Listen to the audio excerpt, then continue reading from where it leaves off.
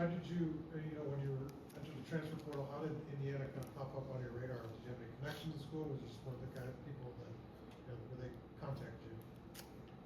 Besides the fact that they were having a very good year and they stood out to me, there was a connection through with Pro Kick Australia. So James Evans was there, and I had our guys message me, and towards the end of the season, right after we didn't get a bowl game, so I started that pretty early, so that's kind of how it started. And I was a basketballer before I was a footballer, so I definitely knew about the Hoosiers. So yeah, it was very exciting. Did you know James, or just the name? Just the name. We had each other on socials, but didn't know him personally. First time I met him, he was on a visit, so he's a good kid, and he's kind of helped me, kind of introduced me to the program and what's okay and what's not. So he's been good. We go to Pete and Daniel. What transitioned you to punting? Why did you end up being a punter?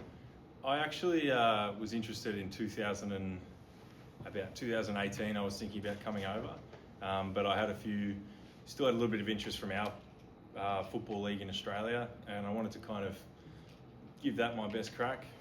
Got through it and just didn't get the interest I wanted, and body was starting to get old and sore, and punting was probably the next high level thing I could do with the least amount of load. No running, not really much running, not really much jumping.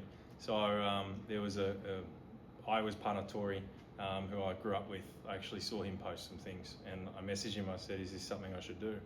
And he encouraged me to do it, and went to Pro Kick and made my way to Florida. So Daniel and Zach.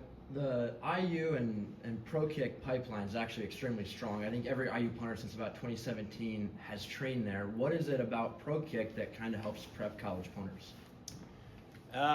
If I'm being honest, Pro Kick run a very unique program down there. Some days they throw some stuff at you that you think, I'm never going to need this, but it does prepare you. They're really good at making you kind of, where I'm from, Melbourne, very windy, cold, so especially for Indiana, if you're going anywhere cold, doing Pro Kick Melbourne's a very good start. But yeah, they've sent so many people over. They know what it takes to get here and be successful. Holding, kicking, and Nathan Chapman down there is a very good coach at that stuff. So it was good. Zach, the news. You mentioned you played basketball before football. What kind of led to that decision to transition to football? What made you fall in love with football? I was a bit homesick, so I was over here in 2015 at a high school in California. Basketball was my number one love, but I was here for about 6 months, and I just kind of hit a wall. I really missed my family, missed my friends, and that wasn't something, the culture shock as well, it wasn't something that I took into account when I came over here the first time. That was kind of enough I actually mentioned to an old coach that I was kind of losing passion for basketball a little bit, and I had a few phone calls from some professional clubs, and that kind of pushed me to go back home and signed a contract there. And it's funny how it kind of all works out, because my first offer from basketball was from Valpo, so it's funny where you end up. Yes, and Pete. Have you gotten a chance to go to assembly and put a couple shots yet? Oh, I think I'd airball the first few. It's been a while. I can't remember the last time I picked up a basketball and shot it, so I wouldn't mind it. That's something that's on the bucket list while I'm here, is to get to a game and shoot around on court. That'd be awesome. And just how were you more prepared the second go around for the culture shock? You mentioned, obviously a little older, but what was different? I think the first time I came here, I knew that the Australian rules route was still viable. So in my head as a 17-year-old kid, I thought, if I don't like it, I can always go home and there'll be a contract there, So I was kind of, the first time it got tough, I kind of bailed, which, in hindsight, that wasn't the right thing to do, but I was a 17-year-old kid. This time around, I worked a job for 6 years and understand how tough the real world is out there, and how lucky I was to have it, how lucky us boys are to have a football team and be able to play sport at a high level. And this time coming around, I just had the knowledge and the wisdom that comes with 6 years. It sounds funny working a real job, I grabbed it with two hands. So, what was the real job? I was a courier for a plumbing company for a few years, and then did disability support work for a couple of years. So, Pete and Zach. Well, I'm curious, how far can you kick? How can you punt? And then what is the key to consistency? Yeah. How far can you go with this? I mean, asking how far you can kick it can be misleading because I think everyone in the Big Ten can kick a 70-yard ball. Well, you wouldn't be playing if you couldn't. But to answer your question about consistency, my biggest thing that I've been working on is swinging less. So I'm not sure if any of you guys play golf, but when you try and overswing it or overkick, usually you miss kick it or miss hit it. So my thing has been backing off to about 70%, and you still get the result you want, but you can be a lot more compact and a lot more consistent instead of trying to kick the leather off the ball.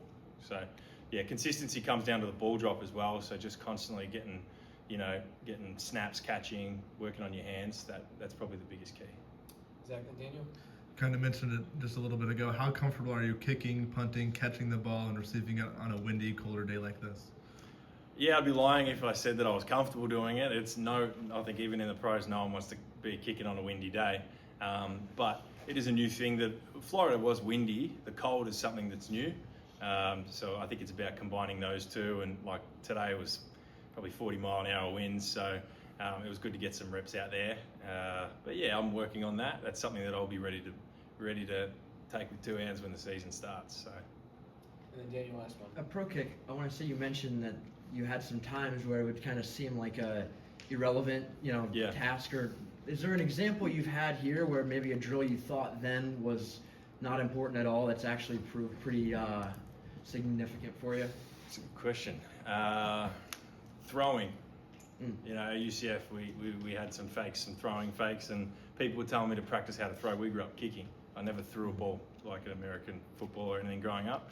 So people saying work on your throwing, it's important, which Nathan Chapman at Pro Kick definitely pushed that, because us boys would like to handball it back, which is how we pass in our sport. And he was stressing, you guys, if you're going to throw it short, if you're going to put it short, throw it short. So yeah, and then my coach at UCF basically expected me to throw a 30-yard pass, which I'd never done before. So that was a learning curve. But yeah, that's probably the most relevant thing. Yeah. Were you accurate? To my credit, I don't think I missed, but I think I got some criticism on my technique. But it doesn't matter as long as I got from A to B. Awesome. Thanks, Thank man. you. Beautiful.